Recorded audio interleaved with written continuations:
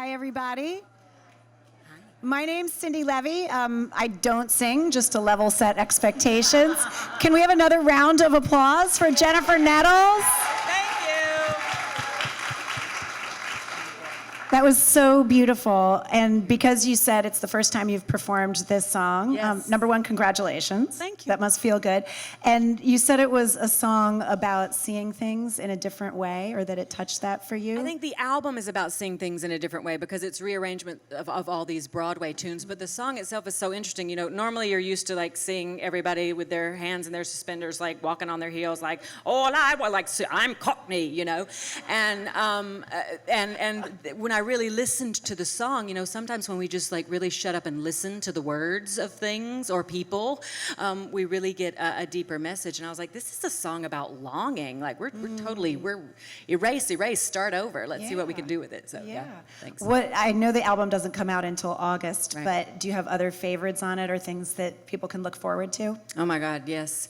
Oh, What a Beautiful Morning, you'll hear done with a gospel choir. Anyone Can Whistle, Sit Down, You're Rocking the Boat. There'll be some contemporary stuff too from Dear Evan Hansen and Hamilton as well. So yeah. Ah, that's great. Well, thanks for giving us a peek at it. Of course. So this panel is about taking a stand, and how do you stand up for things that you believe in, and how do you decide what those things are? So I want to start with something that you took a stand on recently that probably a lot of people in this room saw, and that was the fantastic look that you wore to the CMAs last fall. Yes. So maybe walk us through what you did and why you did it. Sure. Okay, so maybe I'll start with the why just a little bit. There is a huge, what's that?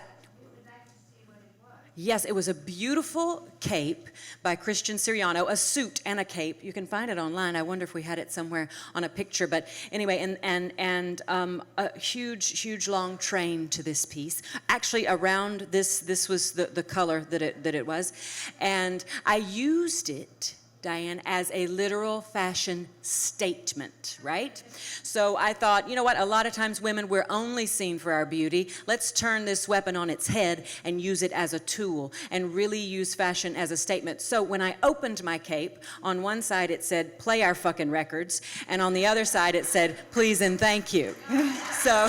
Because you're polite. Mannerly and from the South, please and thank you. But there's a huge gender bias in country music, and women are represented at about 10% in terms of the country music culture on country radio, and only 9% on Spotify's recommendation engine for streaming services. So that's, you know, considering that we're 50%, 10% is a really, really hard number to swallow. And walk us through the decision to do that. Yeah. I mean, I've heard you talk about the process of making the cape, but before that, how did you decide that this enraging statistic was something that you wanted to speak out about? Sure. Well, the CMAs this year, which is the Country Music Awards, they were showcasing women, and they were showcasing the legacy of women in country music, and they even had, their hosts were 3 hostesses, Dolly Parton, Reba McEntire, and Carrie Underwood. You might have heard of them. And so I thought, you know what?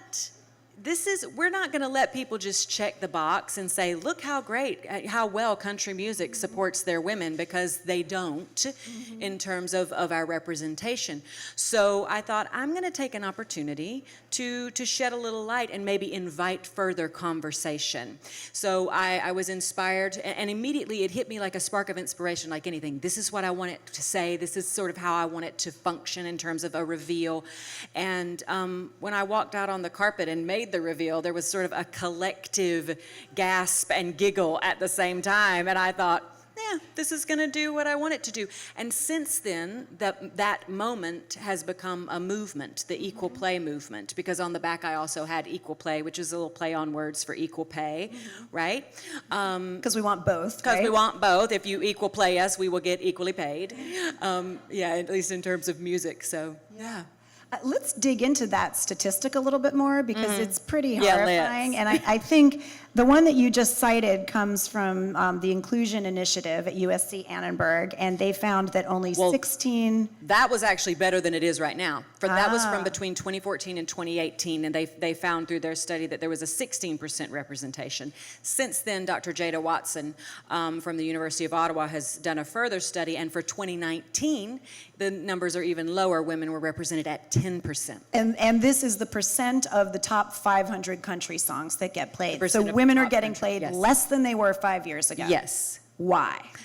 A number of reasons. Number one, I'm sure many of us understand systemic prejudice and how it works.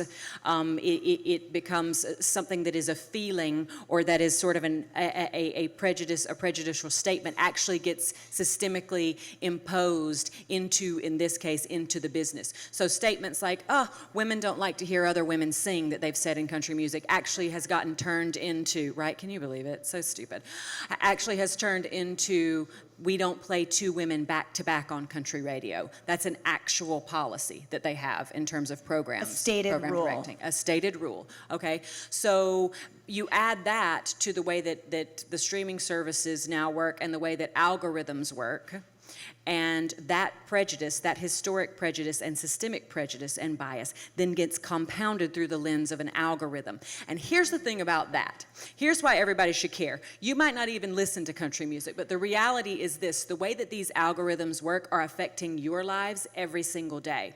So if you have biased AI, biased algorithms, and you want to get a job as an executive, if their analytics tell them, oh, the best kind of executive fits this profile, probably going to be a white male, because they use predictive analytics, which means they use history in order to try to predict the future, which, why don't you just get creative and make the effing future, but whatever. They think, oh, well, this kind of person is going to be the most successful. Well, if you're not a white male, then you're not going to get that job. Or if you don't fit the profile to get a home loan of who they think are the best candidates for a home loan, you're not going to get that if they base that. Or if you want health insurance and suddenly your demographic may be represented within their analytics to have high blood pressure, then you're not going to get health insurance, or you're going to pay twice what your neighbor pays who smokes 2 packs a day. So we're being filtered. All of us are being filtered and compartmentalized and boxed and shut out by these algorithms, and they're just, the algorithms are working just the way that they've been told to do. So we need to have ethics within our coding that say, hey, you need to insert some diversity here because the world does not look like your equation. Have you gotten, first of all... Yes. Because, that was a TED Talk. That, honestly, that is such an important observation about so many parts of our culture right now that are being driven by AI. Have you gotten any feedback from Spotify and others that they're actually looking into changing their algorithms to do better? We have gotten. I say we because this is a further movement, and so many people have been trying to continue to affect change here. We've gotten not super meaningful responses in the sense that they'll say, we recognize that we have a problem with our algorithm. We're working on addressing it. All right. So if somebody in this room is listening to a country music station and notices that women aren't being played back to back, should they call the station? You can call the station. Here's the reality. The DJs don't have the power anymore. The program directors do. And there are, like everything else, everything is being bought up by bigger and bigger conglomerates. So for example, iHeartRadio is one of the bigger terrestrial radio conglomerates. Possibly social media would be a great place to take to, because maybe someone within that company would see them. The DJs don't have any power anymore to make, to make really any effective change. In terms of streaming services for Spotify, some of the best things that you can do, besides obviously raising your voice and saying, hey, I heard about this and this is pretty messed up, on the socials, you can create on Spotify your own playlist for full of women, all of women, like in my case, like all of women in country music. The more playlists you make, the more that information gets fed to the recommendation engine. Yeah. So do it, everybody. We'll wait. It's a racket. No, it's a great idea. You've also pointed out the age disparity between the typical woman singer who is played on a country station and a man. Yes. It's enraging. Go ahead. Enrage us. Well, the data that I saw was that the average age of a male country singer who is played in that top 500 songs is 42, and the average age of a woman is 29. What? So how does that happen? What does it tell us? Well, first of all, it tells us what they value. And obviously, there is something to be valued in youth, and there is something to be valued in beauty, but it tells us the imbalance of how they value it between men and women. What it also shows us is that and this is part of the systemic prejudice again, is that the ecosystem has become so compromised for women that what happens is that if we don't have enough support as women, because our job requires travel all the time, if we don't have enough support and success, that by the time we get to an age that we want to have a family, that we can take our kid out with us on the road, then we are at that point forced to choose between our instinctive biological offspring and our purpose, okay? And the patriarchy loves this shit. They love to keep your purpose, your body, they love it, okay? And so then what happens is these women, they then can't go on the road and continue to further their career because they've had a kid. Who's gonna leave their kid behind for 3 months? And in country music... Besides a dude. Right. Besides every one of those 42-year-old dudes. And in country music, you really can't get to that level of success without touring. It's all built around touring. Yes, it is. And most especially now. Is that something that should change? Oh yeah, it's absolutely something that should change. You know, as if we can help to make the ecosystem healthier, if we can get women supported more so that they can bring their children with them on tour, then you're going to see more women having longevity in their careers because they don't feel like they're forced to choose. And listen, I'm preaching to the choir here, man. This is what we all experience as working mothers. It just so happens in the music industry, you have to travel everywhere. Right.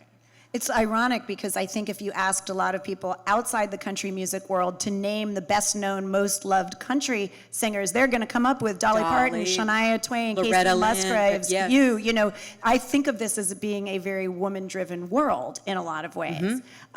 So I would imagine there's potentially some power there in these well-known women coming together and making an argument like this. Sure, absolutely there is. And at the same time, you know, I think where there is the most power, like we have to do with everything, is follow the money. So what needs to happen is we need to inform and educate the people who are the decision makers and the gatekeepers to say that it is actually good business to have a social conscience in the way that you conduct yourselves business-wise. It is actually good business to care about gender equality because advertisers, for example, radio is an ad-based business. So that's how they make their money, is by the advertisers who want the listeners. They buy ads because they want listeners to hear what they're doing.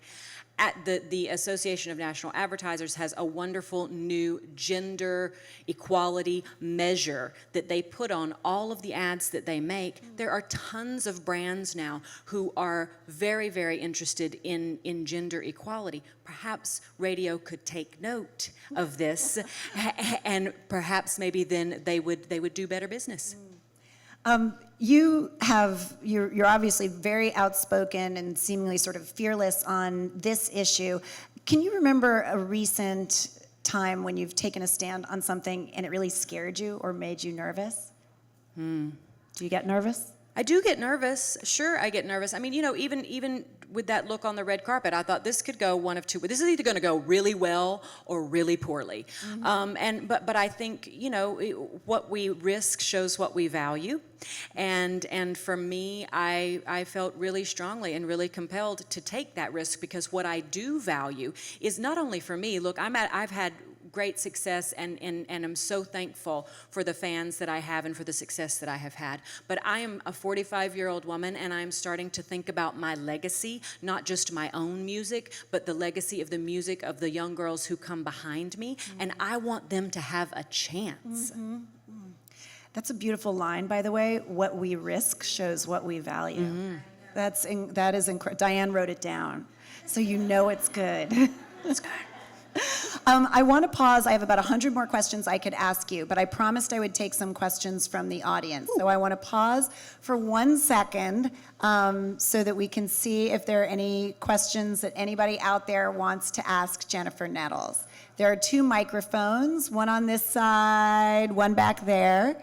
Any hands? Deep and probing. We've got one right over here. They're coming to you. I loved the question that Diane asked earlier of when did you first feel in charge in your life? Yes.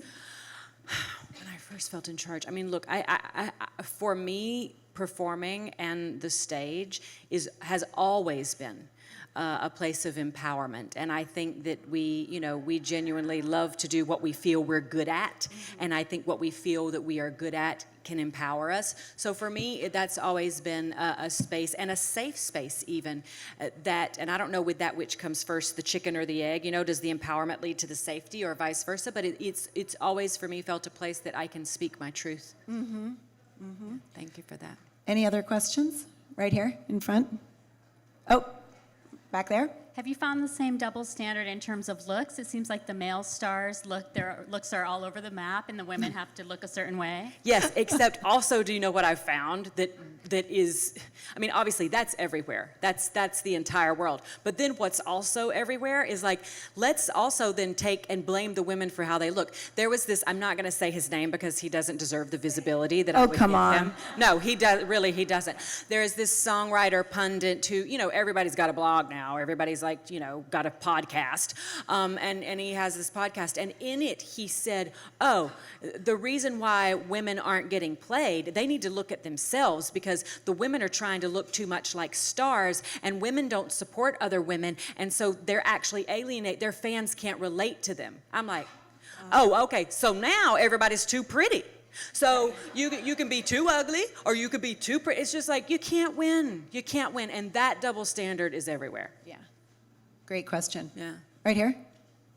Hi. Hi. You've really lifted up the hood today about the music industry and women and equality. Yes. Does your label support you with what you're advocating for, or what about the licensing? I don't know if you're with ASCAP or BMI. There's so many females in music right now, and yes, other major organizations. I'm just curious. Yeah, luckily I have found support. Now look, again, I hope that the people with whom I work, as we continue in the equal play movement, we are about to have calls to action where we want to take the conversation and turn it into quantifiable accountability. My hope is that my label, my publishers, the people on my team within the industry, is that they will stand up as leaders and show themselves in this movement. They support me as an individual, but in order to support me in where this movement is concerned, I would love if they were able to show up as leaders within that movement and support the movement overall. Yeah. That's what I'm hoping. Other questions? Okay, great. I'm going to go back to my very long list. So, we talked a little bit about how you feel comfortable when you're on stage. Can you remember taking stands on things when you were much younger? Like, was that something that came naturally to you?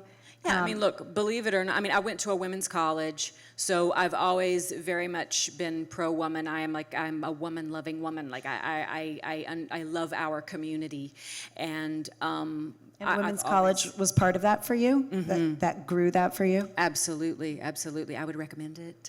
But I think, so I've always been pretty outspoken in my music, and I like to sort of sit in the corner and point a subversive finger for the most part. I mean, I would love to scream. Most things make me want to scream that are outrageous, and that are infuriating, but at the same time, the fastest way to get someone to not listen to you is to scream at them.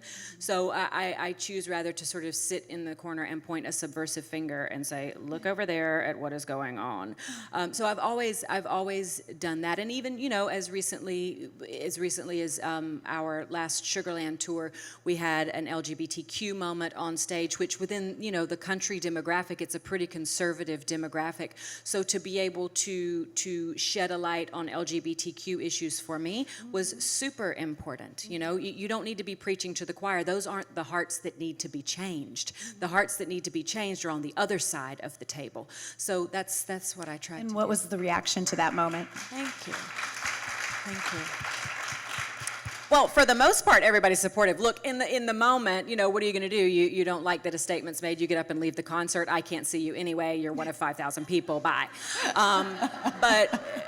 but there's a lot of lights in my eyes. I don't know, it's dark out there. So the immediate response, I don't really know, but overall, the response from the LGBTQ community was so fantastic for them to feel seen by someone in the country community, which is something that a lot of them would come up at meet and greets and say, oh my God, thank you so much for representing us. We love country music, but sometimes we don't feel, as welcomed or as safe or as comfortable in these environments. Thank you so much. Those moments for me are what it's all about. Going back to the equal play issue, where do you hope things are in 5 years? In 5 years, look, I would hope that we're closer to gender equality, to gender parity in terms of music, in country music, and across the board.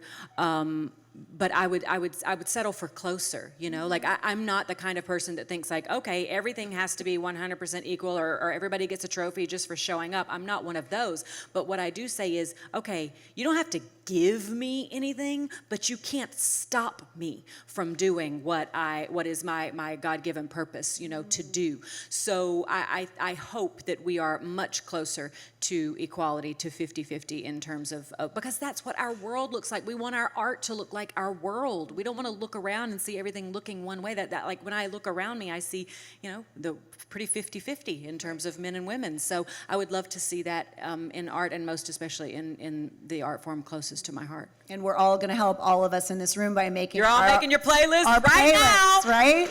Country Women on Spotify. There you Amazing. go. One last question.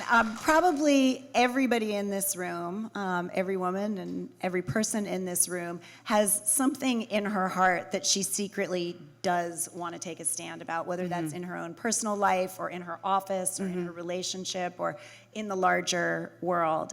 Any advice to her as she's wrestling with that? Is it worth it? Do I say something? Yeah, I think, I look at the end of the day, I think you will never, ever regret speaking your truth, regardless of what the outcome is. But I think you will look back, and if you do not speak your truth, there will be major, major regrets. So I think you'll never regret it if you do it. All right, you heard her. Everybody, thank you, Jennifer Nettles. Thank you so much. Thank you all. Mwah. Thank you. What a treat. Thank you. Happy International Women's Day. Woo!